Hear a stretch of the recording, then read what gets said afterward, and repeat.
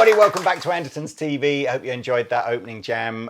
Some epic stuff. So anyway, Martin and Tom, you've probably seen them on YouTube before, are touring stores at the moment, talking about some cool new Laney stuff. But my first question was, that was a cool opening jam. Whose idea was it to cover a Police song like that? Because I don't think I've ever, certainly never heard it played like that before. Well, we've done lots of covers before, that's our thing. So the duo thing for us, we play a couple of Martin's originals, but it's mostly duos. So we're like, okay, what are we going to play for the release video for these? Because we went over to Germany and shot a big kind of video for it.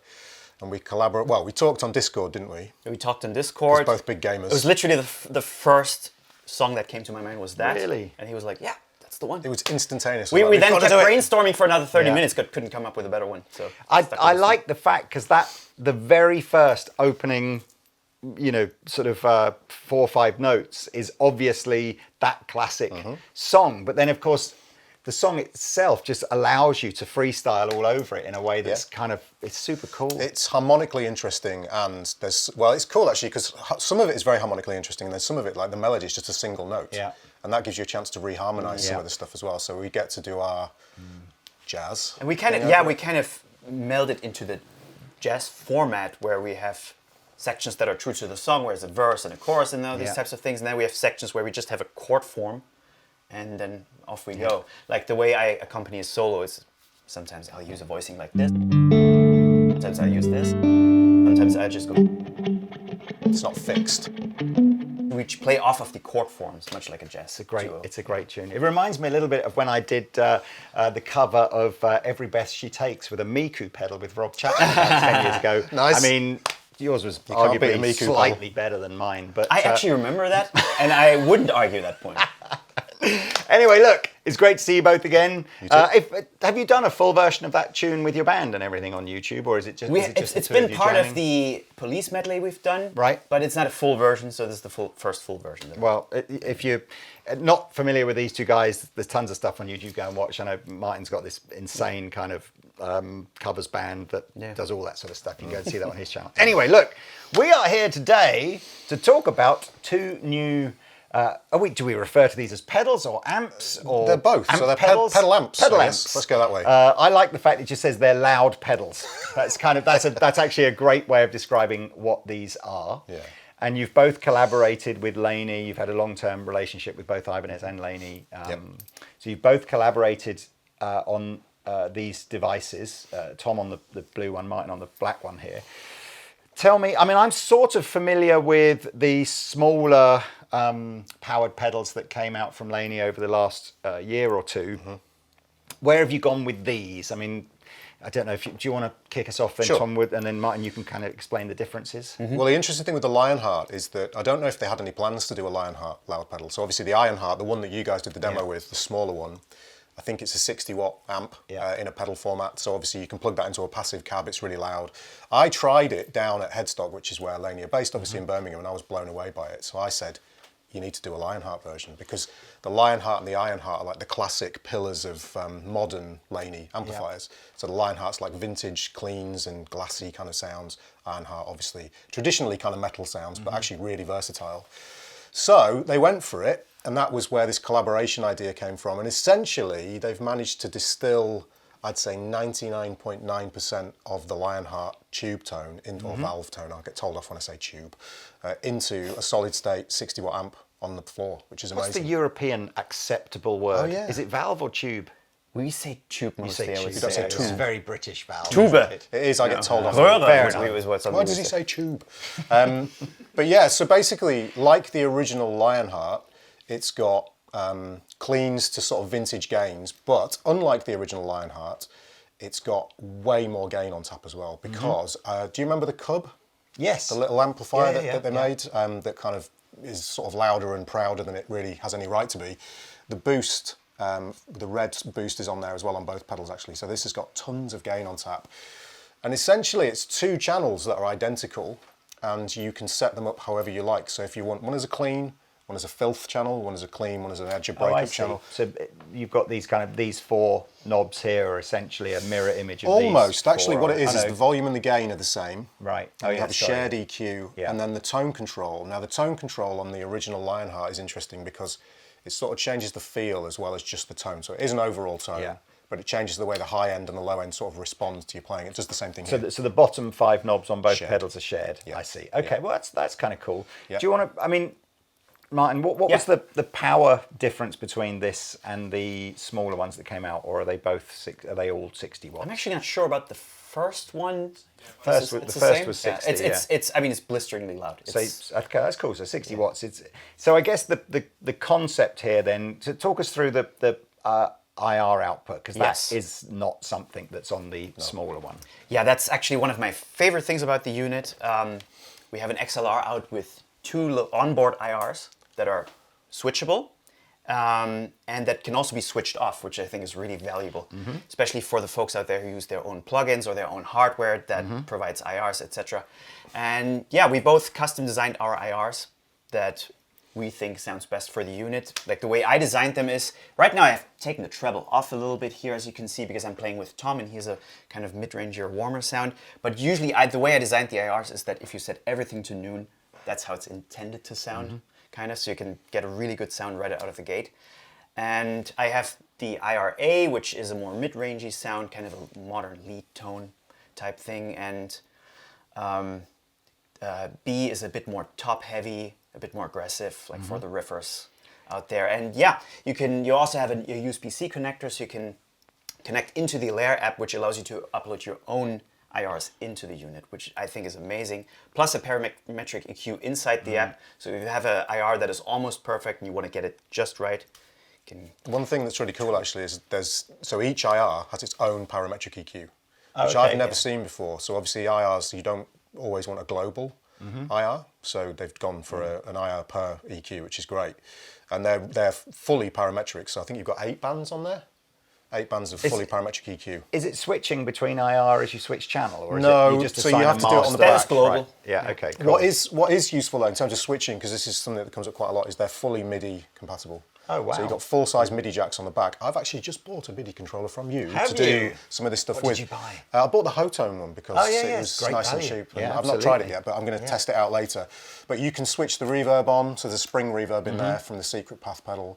You can switch the channel and switch the boost on and off independently with a MIDI controller. So if you've got something like that will send CCs and program changes, you can do all of that, and I could do that on the board down here. I do want to talk about, which we'll come to a bit later, how you've both decided to use the pedals, because I think this is, that's actually one of the most interesting concepts, I think, with these. If you take what we've done today, or what these guys have done today, is everything you've heard in that opening jam, and I think everything you're going to hear today is coming out the XLR output straight into the interface.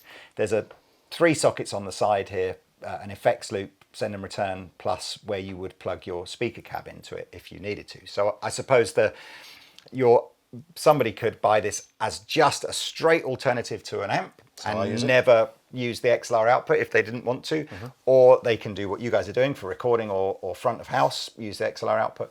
Or I sort of both. Yeah, I sort of feel that's where it's definitely going to appeal, is cab on stage, with enough power for you to get a sense that you're moving some air. Which is what we've done during the clinics. Like we would use our cabinets, plug straight into those, passive cabinet, gets really loud, obviously, and then we supplement with the PA system, so we don't blow people's ears off. One thing I want to point out as well, just so people are really clear on this, these are not modelling amplifiers, they're real analog amplifiers, just like the originals, so there's no modelling going on here at all.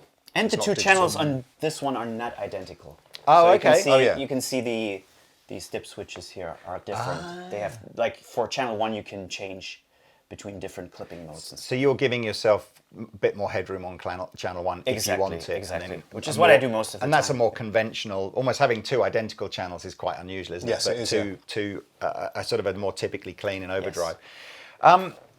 Let's hear them. I know we've heard them with you jamming, but if we can maybe just have a little bit of a play around with this, and then separately a little bit of a play around with this, just show the extent of the tones, and then I'll sort of dig into how you've set yours up on your pedal board and how you're using yours with your Axe effects, which is great actually. I think that's probably that's the bulk of what people will do, is choose one or the other. Yeah, that's very true. All right, cool. So let's just, perhaps you can just give us some isolated, nice, clean sounds, and then go into where you've got some solo stuff. Yeah, sure. So there's a little bit of delay, and there's a small compressor. I'll turn the compressor off, so there's nothing there. But so in terms of cleans, The volume here, I have to be a little bit careful because there is so much volume. I don't want to clip the front end of your DIs. But in terms of cleans, it's crystal cleans.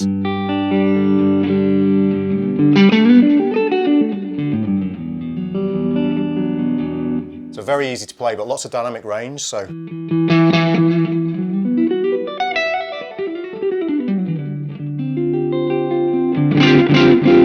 So it will push a little bit when you hit hard. Have you changed your guitar? Yes. Wasn't it shiny last time we saw it? It was. It's a matte finish now, but it's a different guitar generally. So okay. That's all right. Do we need another video? We do. Another day. We do. Yes, we do. And then if I engage, so I've got it in the dark mode at the moment. This is a very bright sounding guitar, by the way. So that's why I've got it in the dark mode. But if you switch it to bright, it's a big difference. Sort of that, so that more kind of glass. Really, really nice clean tones. And I use that as a pedal platform. I guess we'll come back to that because you're going to talk about this later. Yeah. If I go to the middle position and bring the gain up, so again, I have to be a little bit careful here. But in terms of, this is neck pickup stuff. More vintagey kind of gain sounds.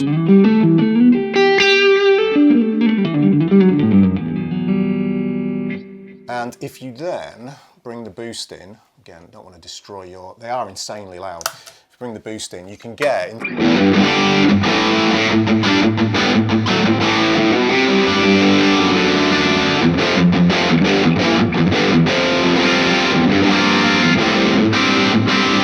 so there is a lot more gain than you would find on the original Lionheart.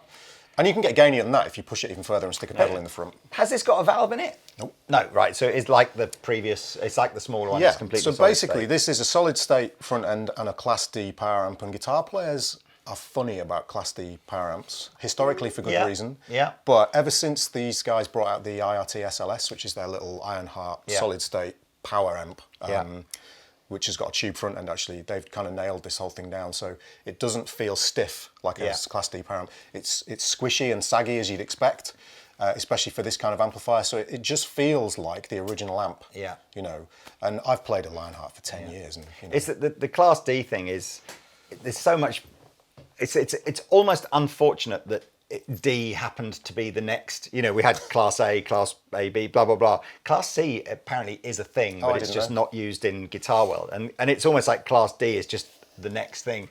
And unfortunately, everyone goes, oh, D for digital. It's like, no, really? It's just... I never made that association. It's just D. I get why people do, though. Because it's the next thing. Yeah. It's the most, it's the smallest, most heat efficient power section that actually, you can buy. But you're right, it does... It's very cold and unforgiving. So like, I think guitar players that are used to using tube amplifiers, unless the manufacturer gets that interface into it right, so it's all about the preamp and the sort of the what's in between the preamp and the power amp to just give that dynamic tubey feel. You absolutely can. I've played bass amplifiers with Class D stuff where you actually want that like whap straight in the face. And it works, but most guitar players, I think, if you play into a Class D power amplifier and it's not been engineered well with the preamp, will go, this doesn't feel like a the thing to do with these is to test that Class D power amp out. If you go and check one out in person, use the speaker out and plug it into a cab that you like, or you know, whatever cab you're familiar with. Turn it up so it's at a decent volume, and you will feel it feels exactly like playing through. This is good. A really You've great done all the A/B tube amp. testing, right? Yeah, well, I did do a bunch homework. because these are collaborations, so they're genuine collaborations. We did actually have a lot to do with the kind of, tailoring the sound of these and stuff. And in this case, I was A/Bing this with some friends of mine who play Lionhearts, blind testing them. I didn't tell them what it was, and they really struggled to tell the difference, if at all. So, Well, that's cool. I didn't have the goggles like you do. Who do you? And what IRs have you? What did you do the modelling of? What cabs? Sorry. So I wanted it to sound like my Lionheart L20 combo. So it's basically the reason being that's got a G1265H and a Vintage 30 in it, which I like that combo. So there's one of those in there. Then there's a 1x12 Lionheart as well. And then the guys from Laney, because there's actually 4 IRs in there, but you can only switch between 2 of them via the switch on the back. But internally you can store 4. So there's a couple of Laney cabs in there that the guys did as well. So 2 of mine and 2 of Laney's. So you've got a little bit of versatility in there. And as I say, you can EQ them independently within the software. That's cool. Well, look, let's talk about the Ironheart version that you collaborated with Laney on, and you're again. You've got the world's most expensive tuner, I think. Yes, that's how I call it, right? Yeah, I'm using the FM3 by Fractal Audio just literally as a delay in a tuner. Fine. I use it as a compressor on one sound that I do, but that's about it. No amp modeling or anything is coming from the Zero. FM3. It's all Zero. from here. Okay, so let's do the same thing. Let's get that kind of clean to crunch to lead sort of. Okay, vibe. let me explain how I use this because I'm a little weird. So like if you heard the opening track, right? There's this arpeggiated bit, and that's fairly clean, right? Like glassy. It's not Fender Twin clean, is it? No. It has a lot of hair on Yeah. it. And if I go to the chorus section and dig in.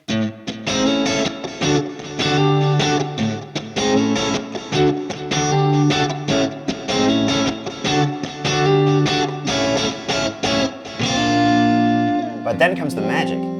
If I then go to the bridge pickup and crank up the volume, I get this. Get all the harmonics in the world. And I can even riff like crazy with it.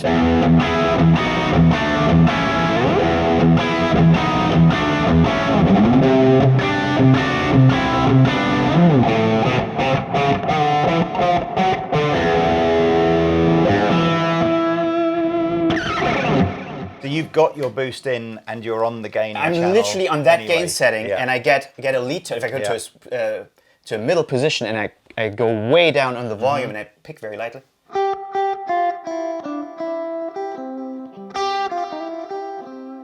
I sort of. And I really value that versatility about that channel. That's what I think. That's what you can get from traditional amps. Absolutely. And that's what I think with modeling is still. It's a slightly alien feel of it's really interesting. Like if I turn down the gain by disengaging the boost and I bring up the volume on the guitar, I get a thicker sound. Which is what you would get from a real amplifier. Do get from a real amplifier. I do feel like it's part of that journey. I think of becoming a better guitar player is don't just leave the volume on 10 all the time and have pedals and switches. See me fiddling around with the electronics basically all the time. Yeah. And the reason that it gets glassier is because if I turn on the volume on the guitar, I put less bass into the amplifier. Yeah. And yeah, that's about it. Then this constant interaction between amp and guitars, it's like a Steve Morse thing for me. It's something that has always appealed to me. So I try to get as many tones out of a single channel. Obviously, you also have a clean channel that is like super pristine and like. Let's have a little listen. Like even now, I think I have the boost on.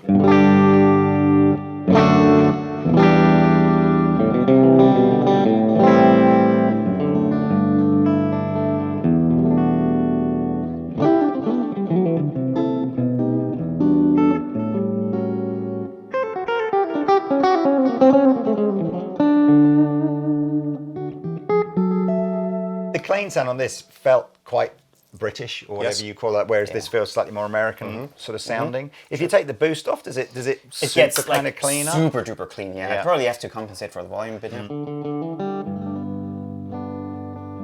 want me to just turn you up a little bit? Absolutely.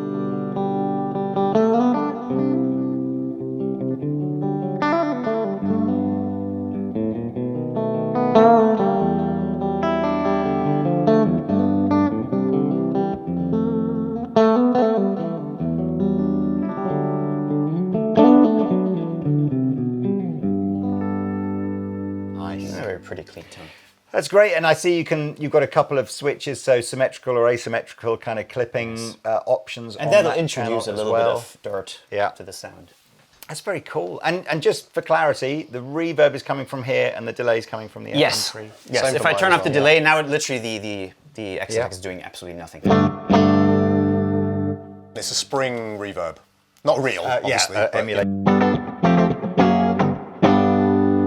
Have you changed your guitar since we last saw you? I did. It's the same color. It looks like a darker neck or something. It is an HSS, not a 2-humbucker, and 22 frets. They keep giving us new guitars. Yeah. Why not? Milk it, man. Milk it, man. Just need to get that Adidas deal sorted out. I know, this is it, exactly. And they'd be happy people. Yep.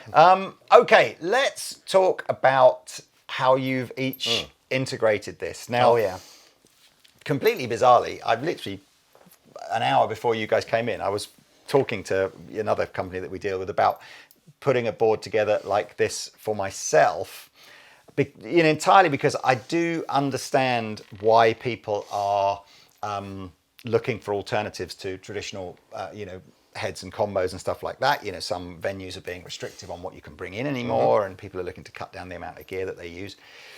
And of course, I suppose the go-to alternative for the last few years has been to go down perhaps the route of you've gone down with FM3, which is just buy one modelling unit and go, there you are. Mm-hmm.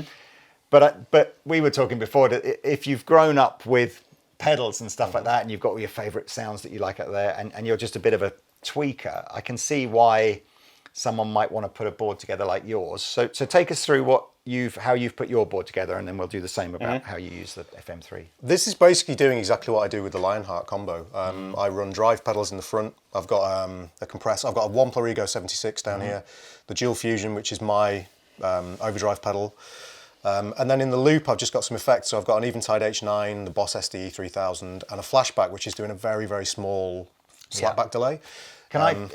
Would just say we've obviously ripped Tom's Lionheart off the board here so that we can have it on the table. And then we've just chucked another one on there to but before this was ripped off, this was much more neatly sort of central, and this blue and pink cable here weren't there, and so it looked neater when you first put it in. So apologies for messing up. But yes, use your imagination to imagine what that would look like, and then that's pretty cool, right? So that in one hand, guitar in the other. So in terms of travel, I have one of those capsule cases that you can, Groove Gear capsule cases. Okay.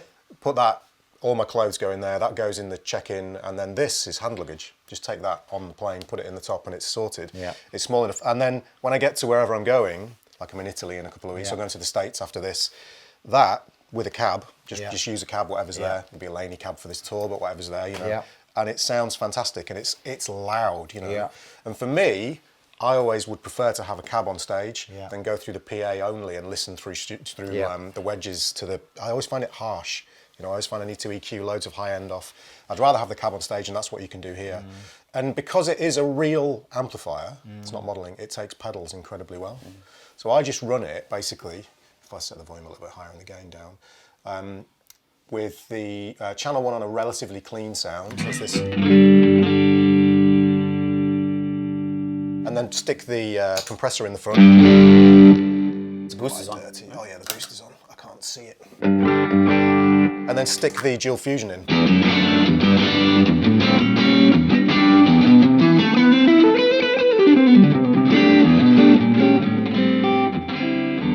I forgot you had that. Yeah, was that like the very, very first signature thing you ever did? It came out 12 years ago.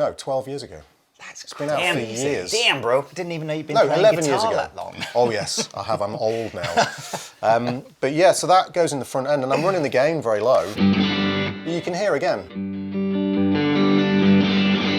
Super responsive. It just feels like playing through the original amplifier. Yeah, and that's, that appealed because I've got my favourite drive pedals, and again, I know I could model my drive pedals and all, but I still, maybe it's because most of when I'm playing is in this studio, and you're literally you're demonstrating a multitude of different guitars, and sometimes I just don't want to feel like I've got to go into a menu and re-EQ something because this guitar is slightly darker than this guitar. And I would imagine if you're out touring as well, no two venues are ever necessarily the same. And I think you've either got to be of the mindset of just, look, I've programmed the thing, it's fine, let the sound engineer worry about it. But if you're sort of going, no, I'm really paranoid about, I just want to be able to do that and know that all my sounds now have got a bit more treble on it.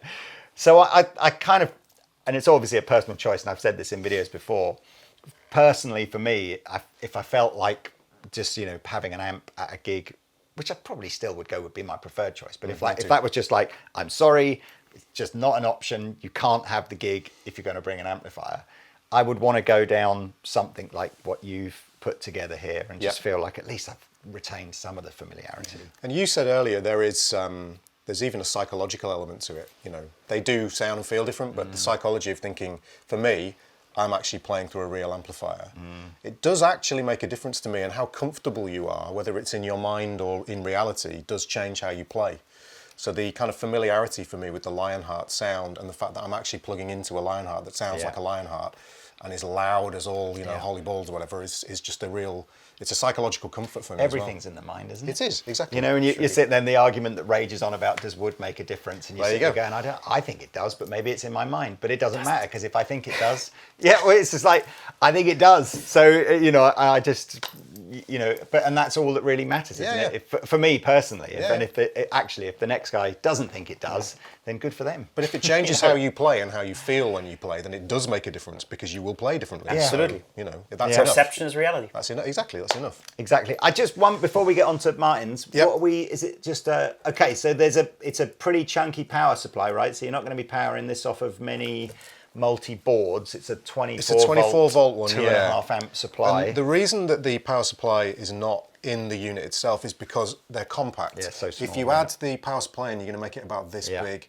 Yeah. It's just getting a little bit bigger than maybe you would want it to be. This is still compact for it. I mean, it's crazy compact for a 60 watt unit. So yes, you were going to carry another power supply around with you, but that's small enough to fit under your board. Which is and what you I've could done do at home, is you could mount that underneath the Yeah. board and then have the IEC cable, and you'd never need to think about it ever. And I'm guessing, so this actual transformer itself will take any input voltage as well. So whatever country you're in, as long as you've got an IEC cable that plugs into the other wall, you're okay. Exactly. So you don't need to worry about any kind of different voltages or whatever. Yeah. No, I get that. All right. Well, look. So you've.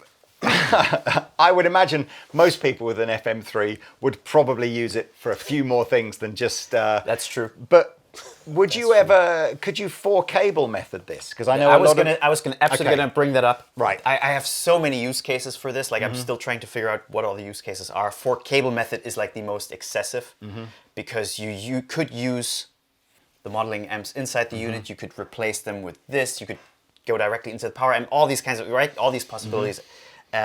Right at the tip of your fingers. But the way I use it now, I have the FM3 in the effects loop of the loud pedal and just provides me with a delay. I could also do it the other way around. Like obviously on this tour we're playing through cabinets and that's the main sound. The PA is just a supplement. So that for me is the way to go.